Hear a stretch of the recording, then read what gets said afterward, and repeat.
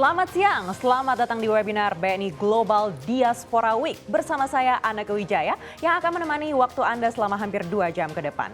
Penyebaran warga negara Indonesia tidak hanya aset bagi pembangunan ekonomi Indonesia namun juga dapat dijadikan mitra kerjasama dalam meningkatkan pertumbuhan ekonomi Indonesia.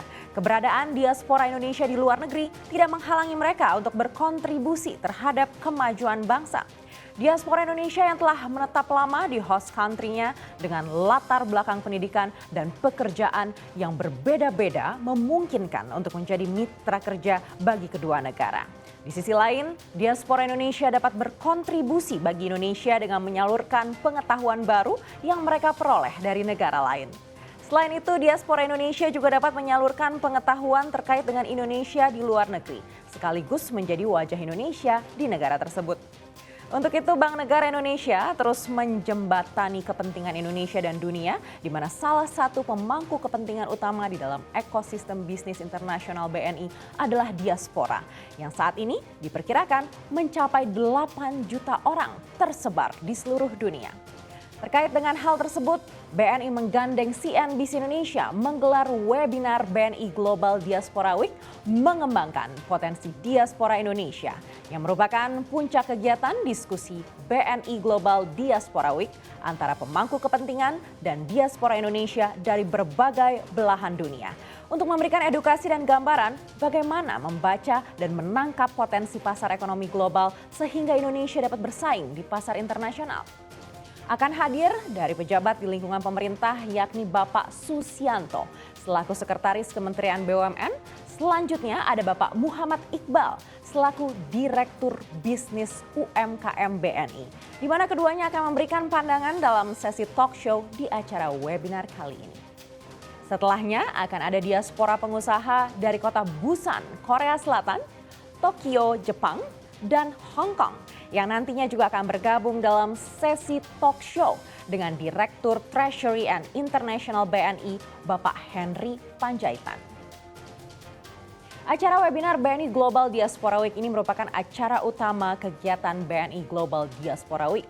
Sebelumnya, rangkaian Road to BNI Global Diaspora Week telah digelar sejak 18 hingga 25 April 2022 dengan kegiatan dialog eksklusif yang dilakukan bersama para duta besar dari berbagai negara global. Selain itu, rangkaian Road to BNI Global Diaspora Week juga dihadiri oleh para diaspora pengusaha tanah air yang mampu menembus pasar global serta dihadiri oleh perwakilan dari kantor cabang luar negeri BNI. Diskusi membahas racikan jitu diaspora sukses memperkuat ekosistem diaspora ekspor Indonesia yang kian masif, merangkul diaspora demi UMKM naik kelas, eksplorasi diaspora kunci kejayaan UMKM, dan menggali potensi UMKM Indonesia di Korea Selatan, juga beyond banking strategi UMKM global, dan jawab kebutuhan diaspora. Diskusi yang digelar selama rangkaian Road to BNI Global Diaspora Week membahas isu utama, yakni upaya perluasan pasar UMKM ke pasar global, termasuk memanfaatkan platform digital untuk menembus dan memperluas jaringan internasional. Tidak ketinggalan juga upaya yang dilakukan oleh BNI dalam mendukung pemerintah Indonesia untuk terus mengeksplorasi setiap peluang bisnis perdagangan internasional antara Indonesia dengan dunia. Dalam mensukseskan program UMKM Go Global, BNI pun mendorong langkah tersebut dengan menyediakan layanan BNI Ekspora yang diharapkan bisa mendorong daya saing UMKM lewat pelatihan, pendampingan hingga informasi dan program business matching. Salah satu program BNI Ekspora dilaksanakan melalui kolaborasi dengan menggandeng diaspora sehingga UMKM dapat memperoleh solusi untuk menembus pasar internasional. Dan untuk menutup rangkaian acara BNI Global Diaspora Week, langsung saja kita buka webinar BNI Global Diaspora Week.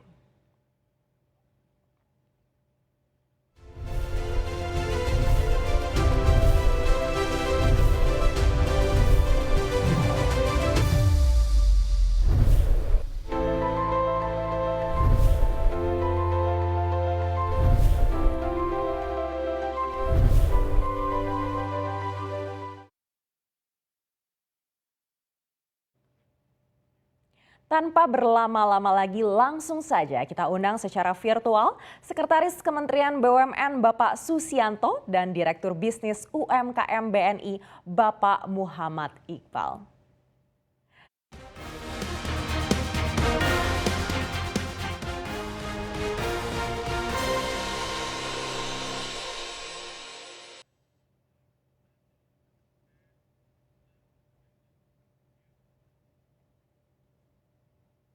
Apa kabar Pak Susianto dan Pak Iqbal? Kabar baik, Mbak Ineke. Baik, Bu Anike. Baik, sehat-sehat ya Pak Iqbal dan Pak Susianto. Alhamdulillah. Sehat. Luar biasa. Pertama kita mungkin akan ke Pak Susianto terlebih dahulu. Pak Susianto, kalau berdasarkan pengamatan dari Kementerian BUMN, sebenarnya sejauh ini seberapa besar kontribusi diaspora asal Indonesia bagi pertumbuhan ekonomi nasional? Makasih Mbak. Jadi kalau kita lihat ya kontribusi diaspora selama ini kan yang sering diekspos adalah sumbangan devisa dari pekerja migran Indonesia, yaitu di tahun 2021 yang lalu saja kiriman uang dari PMI ke dalam negeri itu mencapai kurang lebih 9,1 US dollar atau setara 130 triliun. Ini menurut hemat kami ini cukup devisa yang cukup besar karena hanya kalah dari devisa sektor migas. Ini yang pertama. Yang kedua, tadi juga sudah disinggung oleh Mbak tadi bahwa sebetulnya trader-trader yang ada di luar negeri melalui toko-toko Indonesia ataupun restoran dan sebagainya, itu tentunya juga berjasa menurut hemat kami dalam mengimpor produk-produk Indonesia. Dan ini kami sangat berharap ini terus berkembang. Kalau kita lihat di tempat-tempat lain, di negara-negara maju biasanya ada pecinan dan sebagainya lah. Kenapa Indonesia mungkin nantinya kalau ini berkembang dengan pesat, itu juga kita berharap seperti itu. Sehingga kontribusinya cukup besar dengan tadi menjual barang-barang dalam negeri, memperkenalkan di luar negeri dan sebagainya. Dan yang satu lagi, pada saat pandemi kemarin, terus terang kami berterima kasih terhadap diaspora Indonesia yang ada di luar negeri. Kemarin itu banyak membantu Indonesia dalam menangani pandemi. Contoh, mengirimkan ventilator, lalu alat-alat kesehatan itu kemarin, baik dari Amerika, dari Hong Kong, dari China, dan sebagainya. Ini kita rasakan itulah manfaat yang kita tahu dari diaspora Indonesia yang berkontribusi terhadap nasional. Itu Mbak, makasih. Baik, artinya sudah terbukti ya Pak seperti apa kontribusi diaspora dalam tahun-tahun sebelumnya. Lalu melihat ekonomi global saat ini, seperti apa potensi diaspora Indonesia bagi pertumbuhan ekonomi Indonesia? Tadi Mbak sudah menyampaikan bahwa di awal tadi diaspora kita itu kan kurang lebih 8 juta yang ada tersebar di seluruh dunia. Tentu ini kekuatan yang cukup besar apabila memang mereka yang tumbuh katakanlah skala kecil menjadi menengah, apalagi kalau menjadi besar gitu ya. Dan tadi saya katakan juga, kalau ini berkembang terus, ada di Indonesia memperkenalkan budaya kita, lalu kuliner kita dan sebagainya, ini saya rasa potensi ini bisa kita gali terus-menerus. Apalagi dengan mereka tumbuh besar, tentunya kan mereka interaksi. Dana yang masuk yang dibawa oleh PMI dari luar negeri ke dalam negeri ini juga cukup besar juga. Potensi lain tentunya adalah misalkan diaspora sebagai buyer bagi produk-produk Indonesia yang tadi saya katakan. Sehingga lebih banyak mereka membeli produk-produk Indonesia, tentu ini potensi yang sangat kita harapkan bisa menumbuhkan juga UMKM di kita, dan tentunya ini membantu juga pemerintah di dalam bagaimana mengembangkan produk-produk nasional, produk-produk dalam negeri di luar negeri. Baik Pak Susianto, kita akan beralih ke Pak Muhammad Iqbal. Iya Pak Iqbal, tadi Pak Susianto sudah menjelaskan seperti apa potensi diaspora Indonesia untuk pertumbuhan ekonomi kita. Lalu kalau untuk BNI sendiri, seperti apa potensi para diaspora asal Indonesia ini untuk bisnis BNI? Selamat siang Mbak Aneka, salam hormat Pak Sesmen, salam sehat buat kita semua. Sebenarnya kalau saat ini sebetulnya tidak ada data pasti mengenai berapa jumlah diaspora Indonesia itu di seluruh dunia. Memang beberapa lembaga studi memperkirakan jumlahnya sekitar 7-8 juta. Tapi ada yang estimasi jumlahnya itu sampai 15 juta orang gitu ya. Dan dari angka tersebut 4,7 juta diantaranya adalah merupakan WNI yang sekarang merantau ke luar negeri. Lainnya adalah mereka yang saat ini status keluarga-negaranya bukan WNI. Bisa jadi keturunan WNI, pernah jadi WNI, atau keturunan dari ex-WNI yang bermigrasi ke luar negeri. Bahkan apabila kita merujuk pada referensi lain, diaspora termasuk warga negara asing yang tidak memiliki keturunan Indonesia, namun punya interest terhadap Indonesia. Jadi kalau hal itu dijumlahkan, maka jumlah populasi diaspora itu menjadi sangat besar. Nah, besarnya populasi ini merupakan potensi yang luar biasa bagi Indonesia, karena ini akan menjadi sumber kekuatan ekonomi yang kita perlukan dalam pemulihan ekonomi kita.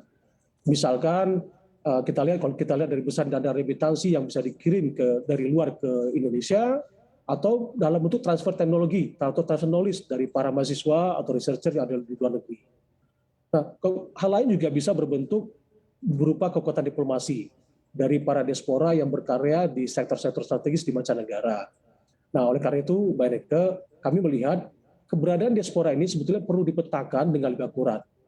Berapa jumlahnya, berada di mana, bagian profilnya, sehingga kalau kita punya pemetaan yang akurat ini, maka kita bisa melakukan pemberdayaan yang lebih efektif.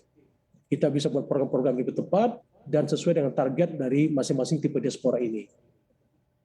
Komunitas diaspora ini buat BNI merupakan ceruk bisnis yang sangat potensial ya, terutama dalam ekosistem bisnis internasional kami. Saat ini BNI adalah bank asal Indonesia yang punya jaringan luar negeri terluas.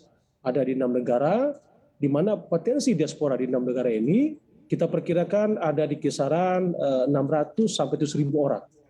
Nah, kalau BNI ingin membangun dan melayani ekosistem diaspora ini, tidak hanya melalui jaringan BNI di luar negeri, yang saat ini ada di Singapura, Hong Kong, Tokyo, Osaka, London, New York, dan Seoul, tapi juga di negara-negara potensial lainnya, melalui platform digital yang handal untuk memenuhi berbagai kebutuhan layanan perbankan dan diaspora ini.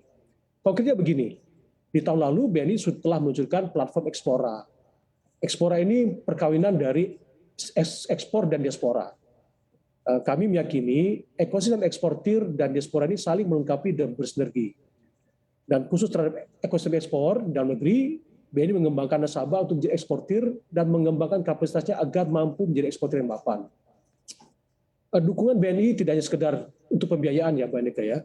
Kami terus membuka akses pasar global melalui kerjasama dengan cabang-cabang kami yang ada di luar negeri dengan melibatkan berbagai stakeholder, mulai dari asosiasi perusahaan importir, Indonesia Trade Promotion Center, Kadin atau Chamber of Commerce setempat, trading house, hingga kepada para diaspora yang potensial.